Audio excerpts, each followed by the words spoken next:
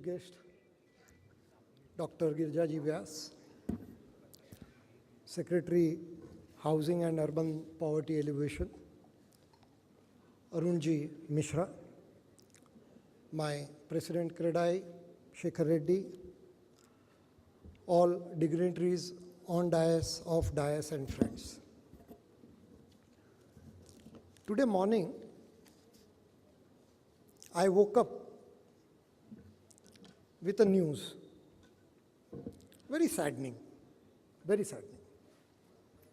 1.8 IIP and inflation going above 11. So, I was hoping that RBI this time will reduce interest rate.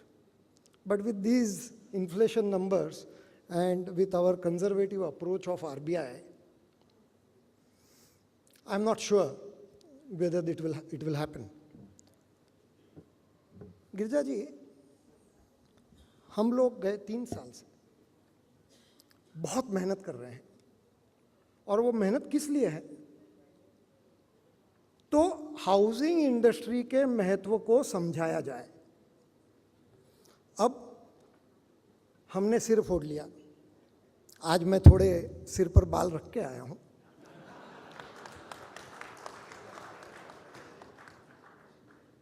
बहुत मेहनत की, अथक प्रयास किया। हमने सबसे पहले मिशन ट्रांसपेरेंसी को लॉन्च किया। हमने कहा इस बिजनेस का सबसे बड़ा प्रॉब्लम क्या है? तो हमें स्मगलर या उस कैटेगरी में गिना जाता है। एक वाकया हुआ कि मेरा लड़का यूएस में पढ़ रहा था और उसने कहा I don't want to join your business. मैं बोला क्यों भाई, बड़े मेहनत से खड़ा किया है। बोला नहीं, ये स्टिग्मा के साथ इस बिजनेस में आने का मतलब नहीं। बड़ा दुख हुआ। 30 साल की 16 घंटे प्रतिदिन की मेहनत के बाद आपने एक एस्टेब्लिशमेंट खड़ा किया होता है और उसको संभालने वाला वो कहता है मैं नहीं आऊँगा। अब मैडम आप सोचिए, और आज कहना चाहूँगा ये जो 1000 डेवलपर्स यहाँ है, 2 लाख करोड़ का लगभग इनका बिजनेस है। इतनी बड़ी इकोनॉमी आपके सामने बैठी हुई है। ये 22 राज्यों से 137 शहरों से यहाँ लोग आए हुए हैं और इसमें सबसे महत्वपूर्ण बात जो है, यहाँ 150 से अधिक युवा, हमारा एक क्रेडाई यूथ विंग है, वो बैठे हुए हैं। ये सारे कहीं से MBA, कहीं से MTech करके आए हुए लोग हैं और इनके मन में एक दुविधा है जो मेरे लड़के के मन में थी, इस बिज़नेस को ज्वाइन करें या नहीं करें। ये यूथ विंग जो है बड़ी हमने शान से इनको लॉन्च किया और जब जब मैंने उनके साथ इंटरेक्शन किया तो क्या पाया कि उनके मन में ये कसक है कि हमारी इंडस्ट्री इतनी बदनाम क्यों है। हमारा कोई काम ऐसा नहीं है जो हमें बदनामी दे। हम पूरी सफाई से काम करते हैं। हम जानते हैं, आज भी मैं सुन रहा था कि युवा कह रहे थे कि कस्टमर अपनी जिंदगी की दौलत अपने बिजनेस में लगा रहा है, अपने घर में लगा रहा है, इसकी पहचान हमें है। हम उसको सबसे अच्छा एक्सपीरियंस जो दे सकते हैं वो देना चाहेंगे। जब हमने ऐसा कोई काम नहीं किया तब क्यों हमें दुत्कारा जाता है?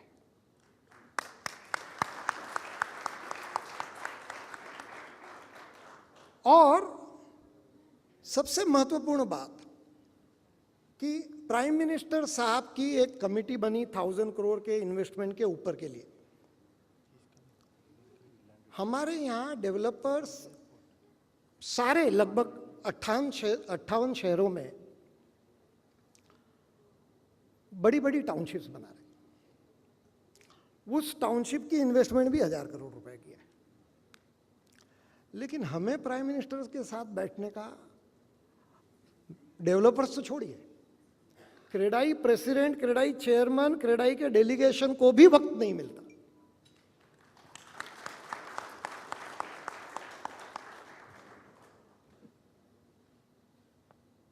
मल्टीप्लायर इफेक्ट क्या है? मैं अभी एक यूएस की रिपोर्ट पढ़ रहा था और वो क्या कहती है? वो ये कहती है कि हाउसिंग सेक्टर में यदि ₹1 का इन्वेस्टमेंट हो, $1 का इन्वेस्टमेंट हो, तो हाउसिंग सर्विसेज में ₹2 ऐड होता है, मतलब टोटल हाउसिंग सेक्टर ₹3 का हुआ। हमारी सेक्टर अभी 6% के आसपास जीडीपी का कंट्रीब्यूशन है, 4 लाख करोड़ का ये जीडीपी कंट्रीब्यूट करता है। इसका मतलब 12 लाख करोड़, मैडम 12 लाख करोड़ इस इंडस्ट्री का कंट्रीब्यूशन है। 18% इस इंडस्ट्री का कंट्रीब्यूशन है जीडीपी में, और इस 18% के जीडीपी वालों को उनका जब लेटर जाता है उसका रिप्लाई भी नहीं आता है।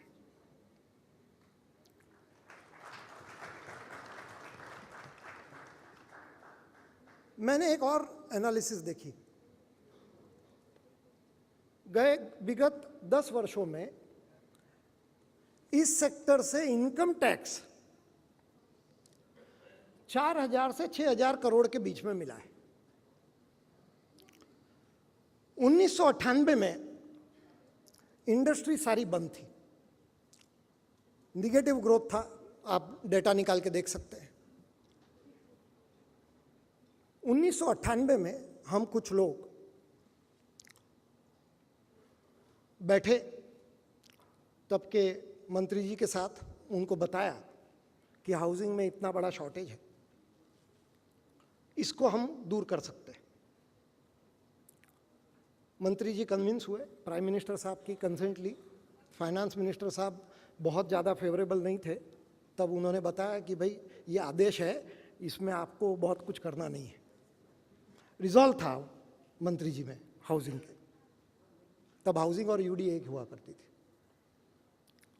और ATIB सेक्शन और ATIA सेक्शन इनकम टैक्स का इंट्रोड्यूस हुआ।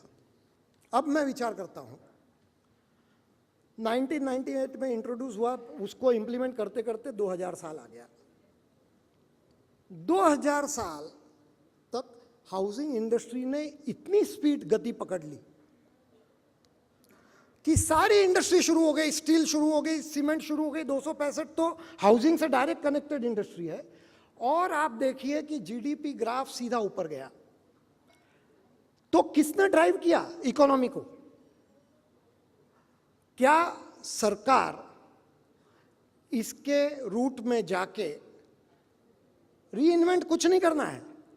क्या हम रिलीव कर सकते हैं इसको? तो यदि इस इंडस्ट्री के पास वो ताकत है कि वो पूरे इकोनॉमी को ड्राइव कर सके, शुरू कर सके, बाद में फिर सारे चलने के बाद उनकी अहमियत बढ़ जाएगी। तो क्या इस सेक्टर को जो 4 से 6,000 करोड़ रुपया इनकम टैक्स में देता है, और जब ये ATIB सेक्शन इंट्रोड्यूस हुआ, ये 4-6 हजार के इनकम टैक्स के अगेंस्ट इनडायरेक्ट टैक्स, मैडम 3 गुना इनडायरेक्ट टैक्स बढ़ गया। एक्साइज बढ़ गई, बाद में सर्विस टैक्स इंट्रोड्यूस हो गया, सर्विस टैक्स ने बड़ा कंट्रीब्यूशन किया। स्टैम्प ड्यूटी जहां हर राज्यों में कुछ 100 करोड़ में होती थी, अभी नेशनल लेवल पर 32,000 करोड़ ये स्टैम्प ड्यूटी में आता है। तो 6,000 करोड़ की इनकम टैक्स की सहूलियत देने से आपने अगर लाखों करोड़ का रेवेन्यू बढ़ा दिया, एम्प्लॉयमेंट बढ़ा दिया, इंडस्ट्री को चला दिया, जीडीपी को बढ़ा दिया, तो क्यों नहीं हम इस बारे में सीरियसली सोचें? पर अनफॉर्चुनेटली हमारे यहां सिस्टम ने ऐसा रूप अपनाया है कि आज रियल एस्टेट डेवलपर एक भिखारी से ज्यादा नहीं है, क्योंकि वो जाता है क्लर्क के पास जाता है, भाई हमारा काम कर लो, बैंकों के पास जाता है, भाई दे दो, और हर जगह से जो मार मिल रही है, इतना फ्रस्ट्रेशन है, इतना फ्रस्ट्रेशन है कि मैं आपको समझा नहीं सकता। अब किसी एक पीछे जो मैंने खुद सुनी हुई बात है कि एक आरबीआई गवर्नर को एक डेवलपर ने टाइम पर पेंशन नहीं दिया। अब देखिए ऐसी हालत हुई कि वो रियल एस्टेट सेक्टर बिल्कुल नेगेटिव सेक्टर हो गया। बात यह है कि क्या हम उस पैराडाइम से निकलकर, आइवरी टॉवर से निकलकर प्रोएक्टिवली सोच सकते हैं? आज 90 दिन गुजर गए और आपका अगर इंटरेस्ट डिले हो गया, आप एनपीए हो, नॉन परफॉर्मिंग एसेट। ऑलरेडी कुछ लिस्टेड प्लेयर एनपीए हो चुके हैं। इंफ्रास्ट्रक्चर को आप 10 साल का मॉरेटोरियम दे दोगे, इंडस्ट्रीज को रोल ओवर बाय डिफॉल्ट दे दोगे, और हाउसिंग सेक्टर को 91वां दिन नहीं दिख सकता, उनका सीधा सिबिल में रिपोर्ट हो जाएगा डिफॉल्ट, उसकी लुटिया डूब जाएगी। और कौन सा सेक्टर? जो सेक्टर आपसे कुछ नहीं मांगता या न उसको मिलता है। कौन सा सेक्टर? जो 1 करोड़ की आबादी को तो डायरेक्ट एम्प्लॉयमेंट देता है और उसका रिपल इफेक्ट 7 करोड़ की लोगों पर होता है जॉब पे का। ऐसे सेक्टर को आपने बिल्कुल, आपने मतलब नॉट आपने, सिस्टम ने लताड़ दिया। क्या हम इसमें से उभर सकते हैं? मुझे बहुत आश्वासन मिला। मैं अभी आपके साथ 2 मिनट जब बात कर रहा था तब आपने बताया प्राइम मिनिस्टर साहब के पास जाएंगे और उनको कहेंगे हमें ये चाहिए। पहली बार मैडम, पहली बार किसी ने ये कहा।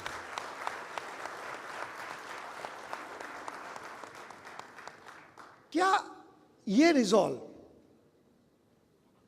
सचमुच हमें मिल सकता है?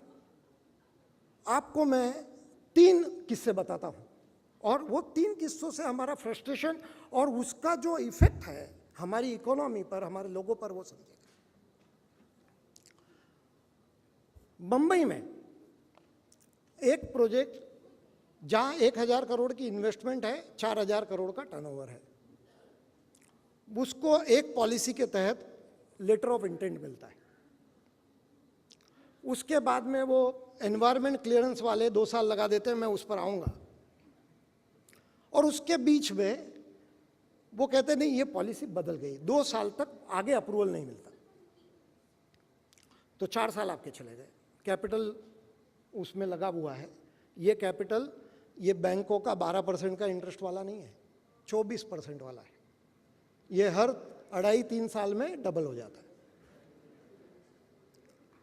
उसके बाद में वो पॉलिसी के तहत प्लान सबमिट किया। नहीं, अभी तो फंजिबल का प्रीमियम भर लो, 150 करोड़ रुपया आप और भर दो, और 2 साल तक प्लान पास नहीं हुआ। ये बंबई की हकीकत बता रहा हूं मैं आपको।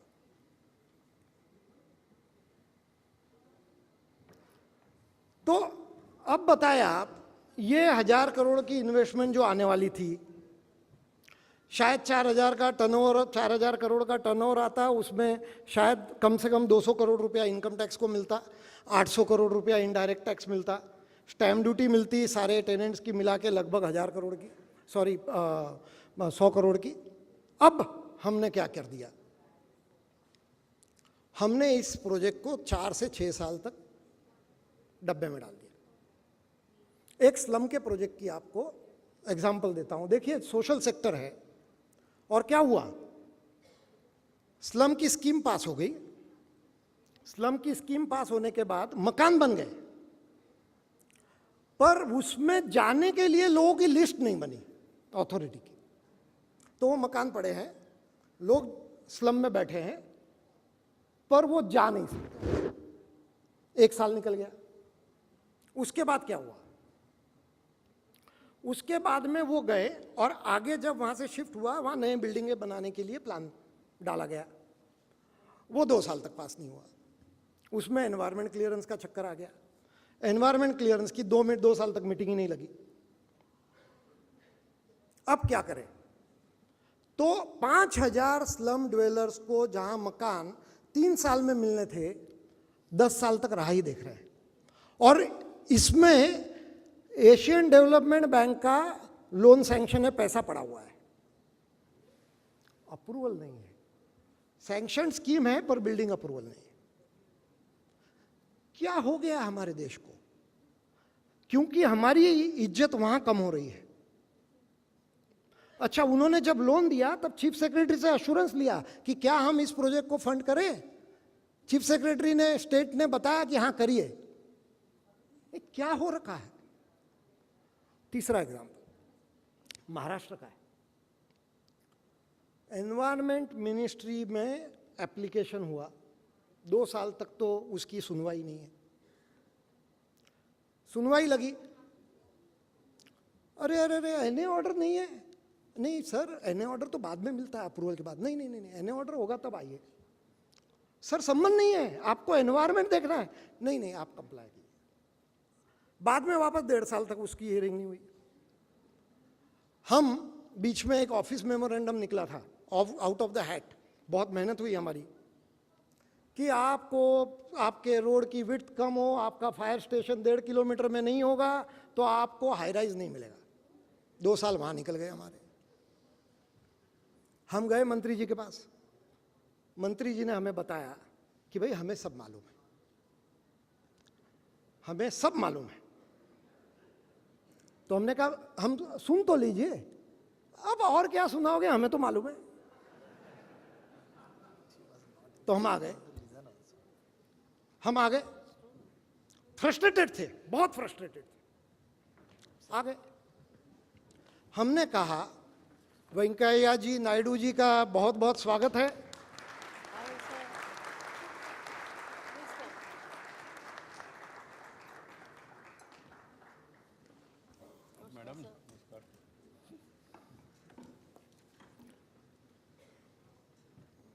वेंकैया जी, हम हमारी हालत बयान कर रहे थे, बड़ी दुख भरी कहानी है। और इसका सीरियस नोट यह है, थोड़ी 1 मिनट में पार्श्वभूमि दे देता हूं ताकि फिर मैं आगे बढ़ूं, कि हाउसिंग इंडस्ट्री इस देश की इकोनॉमी को चला सकता है, बढ़ा सकता है, स्पीड कर सकता है। और ये 1998 में एक पॉलिसी की वजह से होकर दिखाया गया है, तो अब क्यों नहीं, ये सवाल है। आज हमारा जब आईआईपी का डाटा 1.8 का आया है, जो कि बड़ा दुखनीय है, इसलिए उस पर हम चर्चा कर रहे हैं कि हम इसको कैसे उबारें। अब जब हमने इस थीम को लिया तो ये थीम ये था कि how do we completely change the paradigm, और हमने इसका टाइटल दिया, हमने कहा इसको हम जीडीपी 10 हम कैसे ला सकते हैं। और उस पर हमने रिसर्च किया, और वो रिसर्च रिपोर्ट आपके माध्यम से अब सबको मिलेगी। और एक चीज मैं जो उद्धृत करना चाहूंगा कि 11वें 5 ईयर प्लान में क्या लिखा गया, ये बहुत महत्वपूर्ण है। यानी हमें कुछ नहीं करना, जो लोग हमारे थिंकर्स कह रहे हैं उसको इंप्लीमेंट करना है। So it says 11th 5 year plan says Indian cities will be the focus and engine of economic growth, and the realization of an ambitious goal of 9 to 10% growth in GDP depends fundamentally on making of Indian cities, increasing the efficiency and productivity of cities by deregulation and development of land. Urbanisation, जिसका सबसे महत्वपूर्ण अंग housing, और ये 11th 5 year plan में बता दिया। अब 5 साल गुजर गए, अब मैडम 9 से 10% की ग्रोथ हमारे द्वारा करनी चाहिए, ऐसा प्लानिंग कमीशन कहता है। पर हमें मिला क्या? ये सारे पेपर पर 3 बड़ी कमिटियों की रिपोर्ट आपके डिपार्टमेंट के माध्यम से तैयार हुई, और हमने बहुत ज़्यादा, ये जब मिशन ट्रांसपेरेंसी लॉन्च किया उसके लिए हमने बहुत ज़्यादा वकालत की, और उसके बाद में आपने कमिटियां बनाई। एक थी सिंप्लीफिकेशन ऑफ अप्रूवल प्रोसेस, वो कमिटी धर्मेंद्र कुमार साहब ने रिपोर्ट दे दी आपको। एक थी task force on affordable housing, Arun ji Mishra ji के चेयरमैनशिप में वो रिपोर्ट बनी। उसके लिए हमने 2 दिन की ऑफसाइट की गोवा में, सारा रिसर्च हमने प्रेजेंट किया सारी कमेटी को। और तीसरी रेंटल हाउसिंग कमेटी पर रिपोर्ट बनी। अब उसमें क्या कहा गया, कुछ फाइनेंस मिनिस्ट्री से मुखातिब हुए, कुछ एनवायरनमेंट मिनिस्ट्री से मुखातिब हुए, कुछ बैंकिंग से मुखातिब हुए। अब वो रिपोर्ट जो जो आपके जुरिडिक्शन में आप कर सकते थे आपने कर लिया है, लेकिन दूसरे डिपार्टमेंट नहीं कर पा रहे, और नहीं कर पा रहे। अब मैंने आपको हिसाब बता दिया, 4 से 6 हजार करोड़ की इनकम टैक्स की लॉस होगी, और अगर लाख करोड़ का रेवेन्यू बढ़ेगा तो वो करना चाहिए या नहीं करना चाहिए? करना चाहिए। बनिए का हिसाब है। अब कैसे किया जाए? तो मैडम आपने आज जो आश्वस्त किया है कि प्राइम मिनिस्टर के पास, क्योंकि जब तक ये, और हमें ये 5-6 महीने नहीं गंवाने हैं मैडम, क्योंकि इलेक्शन आ जाएगा। अब इलेक्शन की राह देखेंगे, फिर नया गवर्नमेंट चाहे जो बने वो शायद 4-6 महीने 1 साल ले ले, फिर ये तो 1.5 साल देश का नुकसान, कस्टमर का नुकसान, कंज्यूमर का नुकसान, देशवासियों का नुकसान, जिनको नौकरी चाहिए उनका नुकसान, ये कितना नुकसान हम सहन करेंगे? तो अब हमें बिल्कुल से एक्शन लेना है।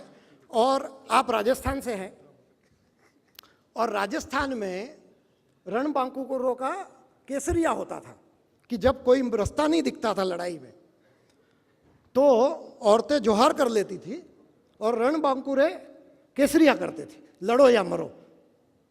तो मैडम आज जब मैं प्लेन में बैठा और ये 1.8 और ये 11% का आंकड़ा जब मुझे सामने दिखा तो मैंने 4 पंक्तियां लिखी, मैं सुनाता हूं। उठ स्वाभिमानी, दोपहर में अंधेरा छाया। उठ स्वाभिमानी, दोपहर में अंधेरा छाया, सुबह की रोटी का इंतजाम कर। दोपहर में सुबह की रोटी का इंतजाम कर। इंडस्ट्रियल प्रोडक्शन 1.8 पर नरमाया, महंगाई दर को 11.8 पर पहुंचाया, नई नौकरियों में अकाल छाया, चल रही नौकरियों पर संकट मंडराया, कार्य क्षमता ने महत्व गंवाया, देश के अभिमान पर खतरा छाया, अराजकता का शत्रु सीमा पर आया, अब तो भ्रष्टाचार का जोहार कर, केसरिया कर, केसरिया कर। Thank you.